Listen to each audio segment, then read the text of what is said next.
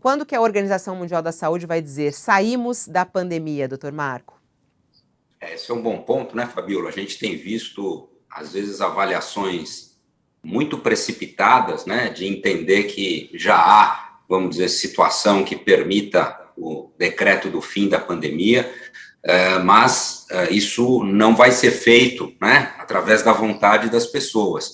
Existem critérios que vão nortear essa decisão, e essa é uma decisão que passa pela Organização Mundial da Saúde, que leva em conta o cenário epidemiológico da doença, o comportamento do número de novos casos, do número de mortes, a distribuição desses casos. O que caracteriza uma pandemia é exatamente a ocorrência, vamos dizer, desse cenário epidemiológico em diversos continentes, que é o que ainda temos. Então, há uma luz no fim do túnel. Nós temos hoje uma letalidade, quer dizer, que é um risco de morte daqueles que são infectados substancialmente menor que aquele verificado 2 anos atrás, graças, né, ao cenário que as vacinas proporcionaram, né? O objetivo principal das vacinas sempre foi a diminuição do risco de desfechos graves, de hospitalizações e de mortes, e isso elas, vamos dizer, conseguiram induzir com muita eficiência ao longo da pandemia. Então, essa menor letalidade é uma conjunção de fatores: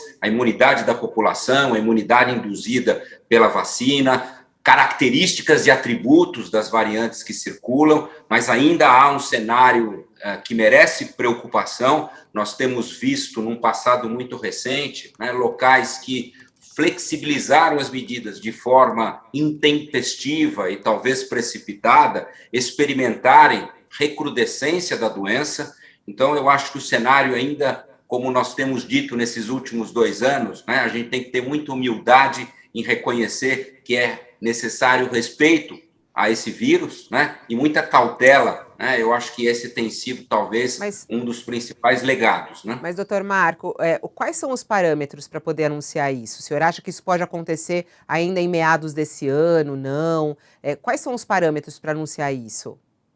É possível que isso possa acontecer. A gente espera que é um cenário natural que isso ocorra. Como a gente estava colocando, eu acho que o aumento da imunidade traz uma diminuição da letalidade da doença. Esse é um dos cenários e um dos pré-requisitos, né? A doença deve assumir uma sazonalidade, a exemplo de outros vírus respiratórios que circulam, ou seja, vai haver uma diminuição da sua incidência, e a partir desse momento ele passa a circular de acordo com condições climáticas, epidemiológicas. Quando a gente tiver esse cenário, né, essa situação, e uma, vamos dizer, ocorrência de casos em surtos, etc., a gente pode vislumbrar a possibilidade de decretar o fim da pandemia. Mas, para isso, né, a gente tem que ter muita clareza em relação ao surgimento de novas variantes que podem, eventualmente, atrapalhar esse cenário daqui para frente. Então, como disse, há uma luz no fim do túnel. É possível que a gente enxergue esse caminho se continuar ocorrendo diminuição no número de casos, se a gente mantiver, vamos dizer, uma condição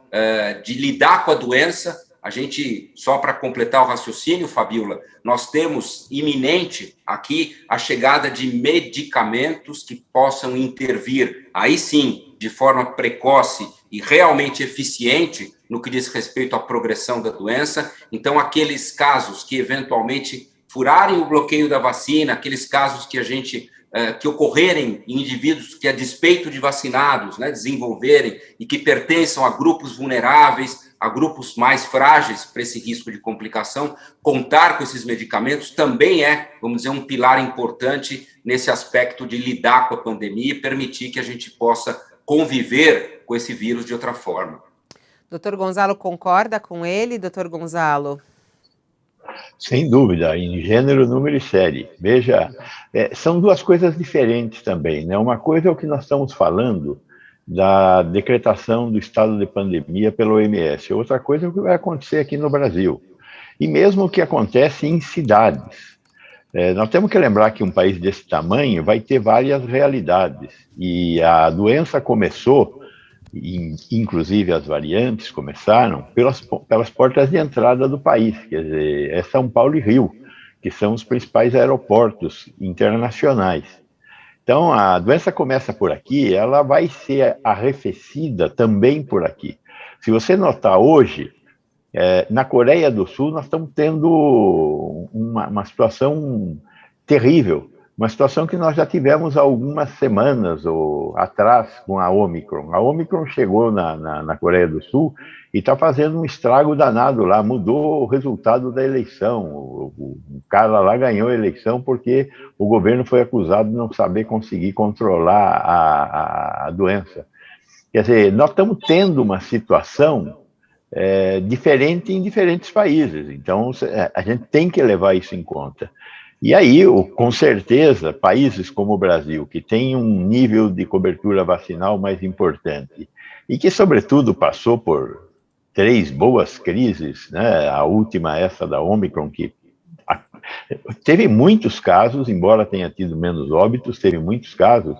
Com certeza nós vamos estar numa situação diferente, entre aspas, melhor, no curto prazo, do que, por exemplo, a Coreia. Mas, em relação a alguns países europeus, vamos estar numa situação semelhante. Então, nós vamos ter diferentes condições em diferentes países e condição de falar, olha, estamos entrando numa fase endêmica, com todo respeito à probabilidade da ocorrência de uma nova variante. Eu acho que se ocorrer uma nova variante, a chance da gente ter que voltar atrás tudo é imensa. É jogo novo. Zera a banca, não tenha dúvida disso.